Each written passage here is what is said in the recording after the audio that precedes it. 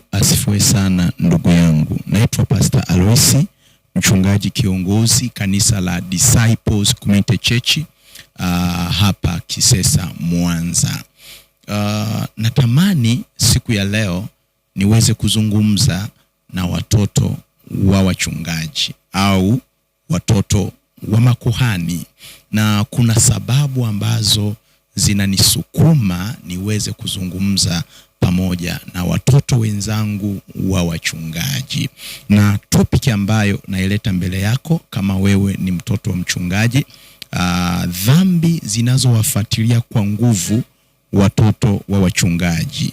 Dhambi zinazowafuatilia kwa nguvu watoto wa wachungaji. Nina sababu za kukuletea topic hii kwa sababu namba moja, mimi nimezaliwa kwenye familia ya kichungaji. Baba yangu ni mchungaji, ni mchungaji wa kanisa la EAGT. Lakini pia si hilo tu, kwa nini nakuletea topic au mada hii?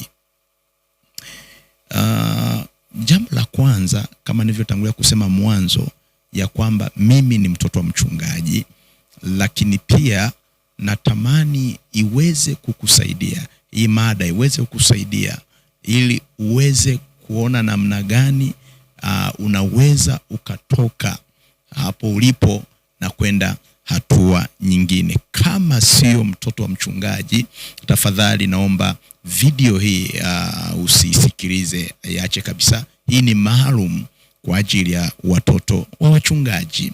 Na nataka nikueleze kitu hapa ya kwamba mimi wakati wa kuzaliwa kwangu mpaka naingia naanza darasa la kwanza mpaka namaliza darasa la 7, kwa kweli naweza nikadhibitisha kwamba nilikuwa na mtafuta Mungu sana sana kwa neema yake kubwa. Kwa nini nasema hivyo? Jambo la kwanza, nilishiriki karibia ibada nyingi sana za Jumapili, lakini pia za katikati ya ibada. Lakini jambo la pili, nilikuwa ni mwimbaji. Nilikuwa na imba kwaya, kuanzia kwaya ya watoto mpaka nikajiunga na kwaya ya wakubwa kipindi hicho tuko kijijini. Lakini namba 3, tulikuwa na mkesha wa kila Ijumaa.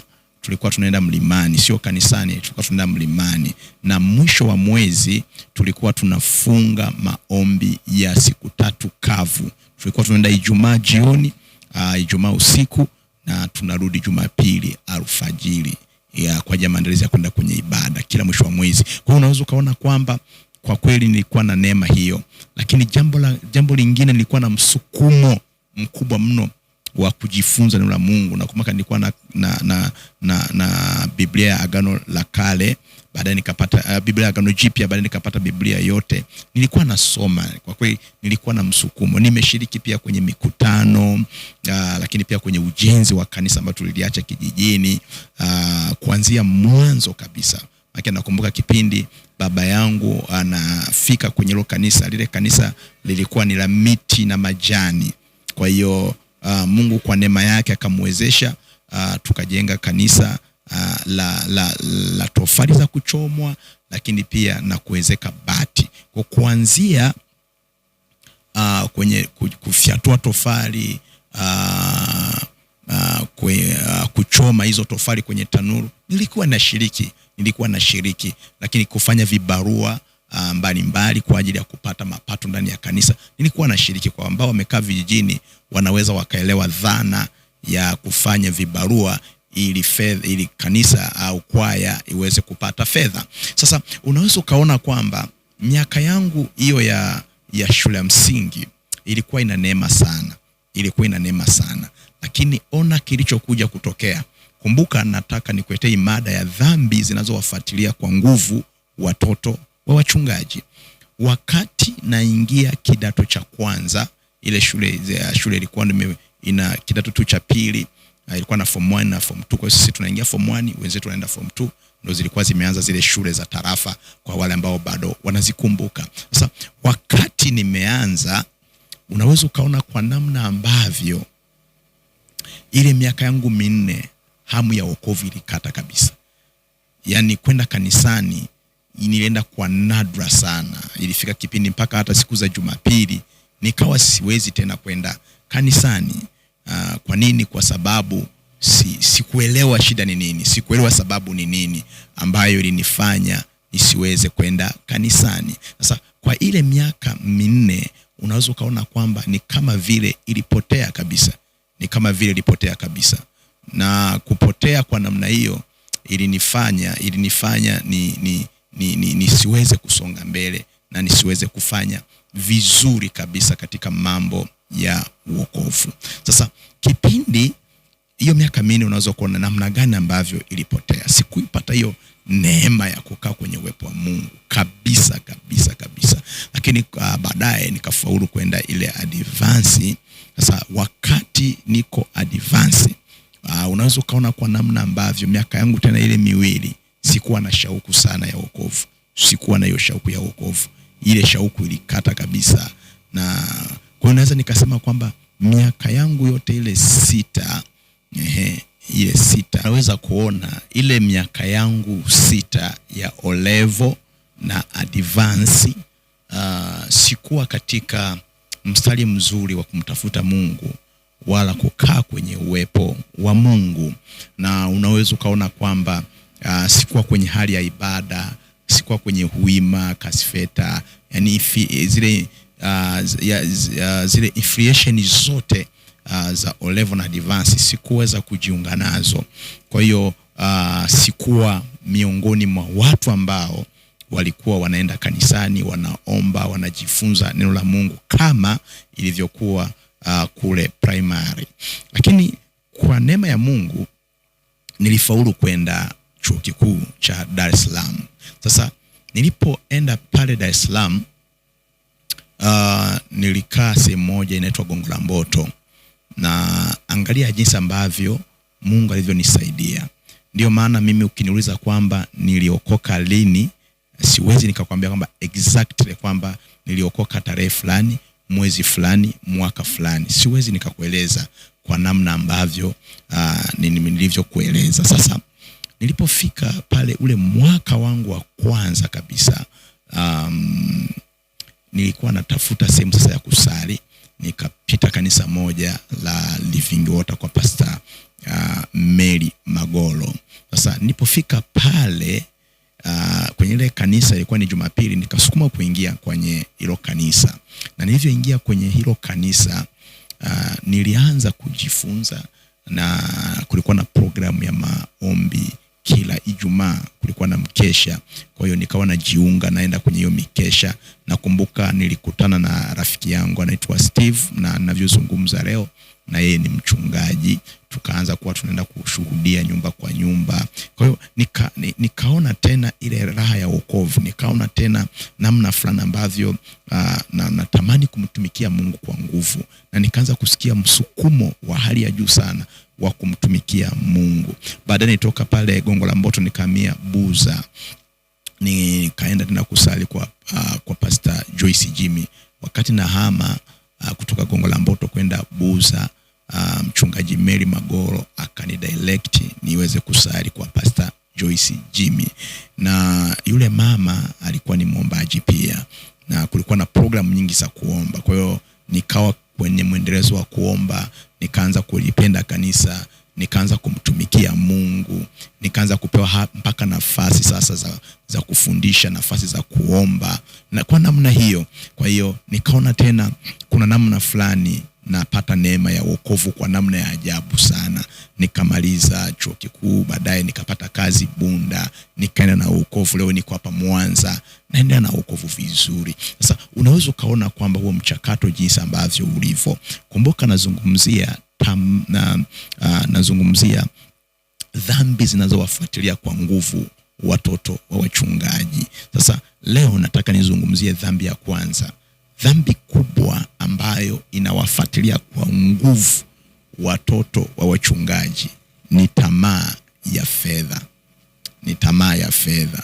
Watoto wa wachungaji walio wengi wamekumbwa na tamaa ya fedha, na mwisho wa siku wamejikuta wanaangukia kubaya. Na tunaangalia pia watoto wa Samueli ambaye alikuwa ni kuhani. Kumbuka kwamba Samueli alikuwa yuko vizuri na Mungu. Mungu alimtumia kwa viwango vya hali ya juu sana. Kwa wasomaji wa Biblia unaweza ukaelewa nikizungumza Samueli maana yake ni nini, au nikizungumza Samueli ni mtu wa namna gani. Lakini ona dhambi hii ya tamaa ya fedha iliwavuta wale watoto wa Samueli, wakajikuta wanafanya vibaya. Tunamuona Yoeli na Abia, watoto wa Samueli, Yoeli na Abia waliingia kwenye tamaa ya fedha. Kwenye kitabu cha Samueli wa kwanza 8:1-2 maandiko yanasema hivi: hata Samueli alipokuwa mzee, aliwafanya wanawe wawe waamuzi juu ya Israeli. Walipata hiyo neema, lakini pia waliingia kwenye huduma, waliingia kazini katika kumtumikia Mungu. Na hii ni sawasawa tu kwamba kuna baadhi ya watoto wa wachungaji wameingia kwenye huduma kama mimi ambavyo nimeingia kwenye huduma kwa neema ya Mungu.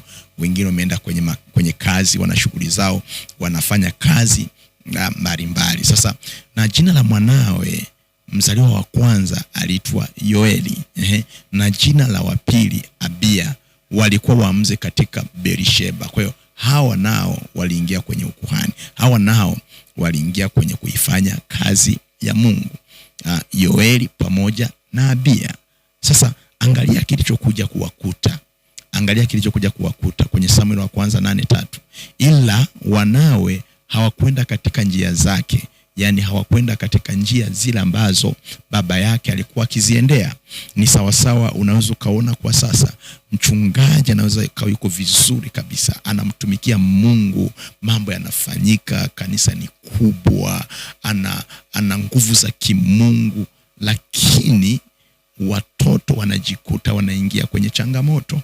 Watoto wanajikuta wanavutwa na hiyo dhambi. Angalia kilichokuja kutokea. Bali waliacha njia za baba yake. Kuna baadhi ya watoto wachungaji wameacha njia za baba zao. Baba zao wamemtumikia Mungu kwa moyo wa uaminifu, wamemtumikia Mungu kwa jasho na kwa damu, wamekuwa waaminifu mbele za Mungu kutoka ujanani mpaka wamezeeka. Lakini ona, watoto wanaziacha njia za baba yake, wanaacha njia za baba zao. Yawezekana wewe ambaye ni mtoto wa mchungaji unanisikiliza, yawezekana umeacha njia za baba yako, yawezekana umeacha kila ambacho baba yako alikuwa anakifanya. Huu ni wito ya kwamba Roho wa Mungu anakupenda. Roho wa Mungu ni mwaminifu, akusaidie uweze kuzifuata njia za baba yako, uweze kufuata matendo na imani ya baba yako. Umeona? Sasa waliziacha kwa sababu gani? Kuna sababu ambazo zilipelekea wale watoto wa Samueli, nikimaanisha Yoeli na Abia, waweze kuziacha njia za baba yao. Waliziacha kwa sababu ili wapate faida. Unaona, tayari tunaanza kupata dhambi ya tamaa ya fedha. Wakapokea rushwa na kupotosha hukumu. Tayari tamaa ya mali, tamaa ya fedha ili wakamata hao watoto wa Samueli, Abia na Yoeli. Wakajikuta wanaziacha njia za baba yake na wakajikuta wanatafuta faida, na mwisho wa siku tunaona kwamba walikuja wakapinduliwa, wakaharibikiwa, wakapoteza ile nafasi ambayo walikuwa wameipata. Sasa maana yake nini? Tamaa hii imewapelekea baadhi ya watoto wa wachungaji kuwa wezi. Kuna baadhi ya watoto wa wachungaji wamekuwa ni wezi wa kupindukia. Hawaogopi mali ya mtu, hawaogopi kitu cha mtu, wanaiba bila hofu, bila wasiwasi kabisa. Hilo kiangalia baba yake ambaye ni mchungaji hakuwahi kufanya mambo ya namna hiyo, hata dalili tu ile ya wizi hakuwa nayo. Lakini ona, hawa wanavutwa dhambi ya wizi, ile tamaa ya fedha inawakamata, inawafunga, wanakuwa ni watu ambao ni wezi. Wakiwa makazini kwao ni wezi, wakiwa mitaani kwao ni wezi kweli kweli. Inaumiza sana. na kuna baadhi ya watoto mpaka wamepoteza maisha yao, wamepoteza future zao, wamepoteza nafasi walizokuwa nazo kwa sababu tu ya wezi, kwa sababu tu ya wizi tu ambao umewapelekea kufika hapo walipofika. Lakini tamaa hii imewapelekea kuingia kwenye uzinzi, hasa watoto wa kike. Watoto wa wachungaji wa kike wamejikuta wanaingia kwenye uzinzi, wamejikuta wanazini na vijana wa kanisani, wamejikuta wanazini na vijana wa nje ya kanisa. Ukifuatilia ni kwa nini? Kwa sababu ya tamaa ya fedha. Wamejikuta wanaangukia kwenye uzinzi, kwenye ngono. Na tumeshuhudia baadhi ya watoto wachungaji wakifanya mambo ya namna hiyo, kitu ambacho kinaumiza, kitu ambacho baba yake anajisikia kuumia, mama yake anajisikia kuumia. Je, hayo ndio malezi ambayo wazazi wametupa? Hayo ndio malezi ambayo wazazi wamekupa? Jibu ni hapana. Kuna dhambi ya tamaa ya fedha imekuvuta, imewavuta, imewapeleka huko. Dada zetu wanajikuta wanaangukia kwenye uzinzi. Kwenye uzinzi ni fedhea, ni aibu ndani ya kanisa, ni aibu katika familia ya mchungaji. Aibu sana, na inaumiza sana sana sana sana. Laiti tungefungua mioyo ya wazazi wetu, tukaona namna ambavyo wanaumia katika jambo hilo. Inasikitisha sana, inasikitisha sana. Lakini kwa nini? Adui amewafuatilia kwa kina, kila hatua ambayo mtoto wa mchungaji anaipiga, adui yuko hapo. Kila mwenendo ambao mtoto wa mchungaji anaufanya, adui anafuatilia, hamwachi hata kidogo, hata chembe hamwachi. Lengo ni kumpoteza, lengo ni kumtoa kwenye nafasi, lengo yule mtoto wa mchungaji asije akamtumikia Mungu, asije akafuata njia za baba yake. Ndio lengo kumno. Na ndio maana tukiangalia, ukifanya tu research kidogo, unaweza kugundua kwamba watoto wa wachungaji ambao ni wachungaji ni wachache sana. Yaani kwenye watoto 10 unaweza kukuta labda ni mmoja tu, ni mmoja au wawili ndio wanakuwa wachungaji, ndio wanakuwa watumishi wa Mungu. Wengine wamepotea kabisa kabisa. Hawataki kumsikia tena huyo Yesu.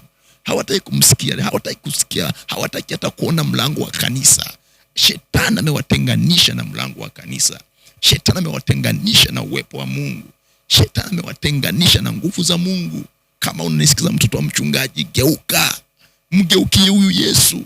Muite huyu Yesu, atakusaidia tena. Muite huyu Yesu, atakuwezesha tena. Neema ya Mungu ikusaidie ndugu yangu. Neema ya Mungu ikusaidie rafiki yangu. Jesus. Lakini pia kitu kingine, wamejikuta wakijiunga na makundi mabaya.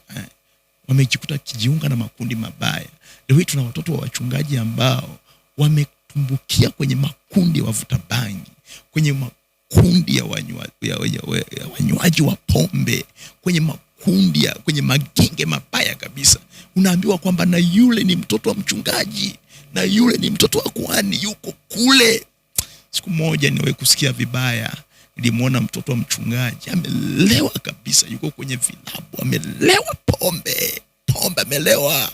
Hajawahi kumwona baba yake akilewa pombe, hajawahi kumwona mama yake akilewa pombe. Lakini yeye ametoa wapi hiyo roho? Ameitoa wapi? Mungu tusaidie. Mungu awezeshe watoto wa wachungaji. Wanapitia mambo magumu sana, wanapitia vitu vigumu mno. Mungu wasaidie katika jina la Yesu Kristo. Wawezeshe Jehova Jire, wasaidie mfalme wa amani. Tenda kitu katika nyumba zao, tenda kitu katika ufahamu wao. Badilisha nia zao Jehova, badilisha mitazamo yao Bwana. Kwa nini wafanyike aibu ndani ya kanisa? Kwa nini wafanyike aibu ndani ya familia? Mungu saidia watoto wa wachungaji Bwana. Saidia Jehova Jire, walinde, watunze, waepushe na nguvu za giza, waepushe na makundi mabaya, waepushe na roho za uzinzi, waepushe na roho ya wizi, waepushe na tamaa ya fedha. Mungu wasaidie watoto wachungaji. Mungu wasaidie watoto wachungaji. Je, Mungu baba zetu kutumikia wewe ni vibaya mpaka wadumbukie katika hali hiyo? Mpaka wawe katika hali hiyo Bwana. Ni vibaya Jehova. Mungu ingilia kati, tenda Bwana wa majeshi. Fanya Jehova Jire. Oh Jesus. Oh Jehova. Jesus. Wakumbuke watoto wachungaji. Wakumbuke watoto watumishi wako Bwana. Ona adui anavyowanyanyasa. Ona adui anavyowatesa, anavyowang'ang'ania, hataki kuachia. Achia adui katika jina la Yesu Kristo. Achia au watoto wa makuhani. Achia watoto wachungaji katika jina la Yesu Kristo. Mungu achia. Mungu achia. Mungu wasaidie. Mungu tembea nao. Mwaka uwe Bwana 2026. Wakumbuke watoto wachungaji. Wakumbuke watoto wachungaji. Kumbuka maombi ya baba zetu. Kumbuka maombi ya wazazi wao. Kumbuka maombi na machozi ya wazazi wao. Machozi ya mama zao. Wanavyolia, wanavyowalilia, wanavyoteseka kisaikolojia. Kumbuka Bwana namna ambavyo wanateseka, namna ambavyo wanakulilia usiku na mchana, namna ambavyo wanataka Bwana mabadiliko kwa watoto wao. Wanataka Bwana waone watoto wao wakikutumikia wewe, wakikuheshimu wewe, wakikufuatilia wewe, wakikupenda wewe. Waone namna ambavyo Bwana wanaifuata njia yao, wanafuata njia yao Bwana. Wasaidie na kuwawezesha Jehova. Rabo shandaraba kusia tarabande. Rebo sharabande kusia bakande riba shandiriba kasia patiribanda. Rebo shandaraba kushirebande rabasi bokareba kaya parikaro boshiribande. Rebo sharabasimo dabako riba kaya boriba sebata. Rikambora wa shakaraba sendaraba koshetaraba kanderebasi. Rebo sharabande rebasi poke yambori kanderebaka shirebate. Rabako shandarabakasi bori kabaya bo rabashetarabandeka. Ribo rabandiri kamba rabashira bako rabasekanderebaka terebashirabade. Ribo shandarabako rebashirabande reba separe rekobe. Ribo kandereba shitaraba simbo ribaka. Ribo sharabako rikabayeta rikabosika. Ribo shirabanderebo sekareba sebo dekereba aikoriba. Ribo shinabako sekabandeko. Risambo yakarebo shirabankambo seka. Rikondarabako sharabandeka iwa. Oh Yesu, wasaidie watoto wachungaji. Wasaidie Yesu. Onekana Jehova Jire usiku na mchana. Wasemeshe Bwana, wageukie njia za baba zao. Abia na Yoeli waliacha njia za baba yao. Waliacha njia za baba yao, wakaenda njia ya kwao. Njia walipata wapi? Walioiendea. Mungu wasaidie. Mungu wawezeshe katika jina la Yesu Kristo. Nimeomba haya yote Bwana, nikiamini kwamba utatusaidia. Utawasaidia watoto wetu, utasaidia uzao wetu katika jina la Yesu Kristo. Watakutumikia wewe, watakupenda wewe, watafuata njia ambazo Bwana umetupa tuzifuate. Watakufuata wewe Jehova Jire. Watabadilika na ukufuata wewe Bwana. Kama ulivyonisaidia mimi. Miaka 6 nilikuwa nimepotea gizani. Sikujua nini nafanya. Sikuelewa kipi kinafanyika. Lakini Bwana ukageuza, ukanisaidia na nikakutumikia, ukaniita kwenye utumishi wako. Hata yeye Bwana unaweza ukafanya kitu. Unaweza ukatenda kitu. Akageuka na kukufuatia wewe na kukutumikia wewe katika jina la Baba na la Mwana na Roho Mtakatifu. Amen.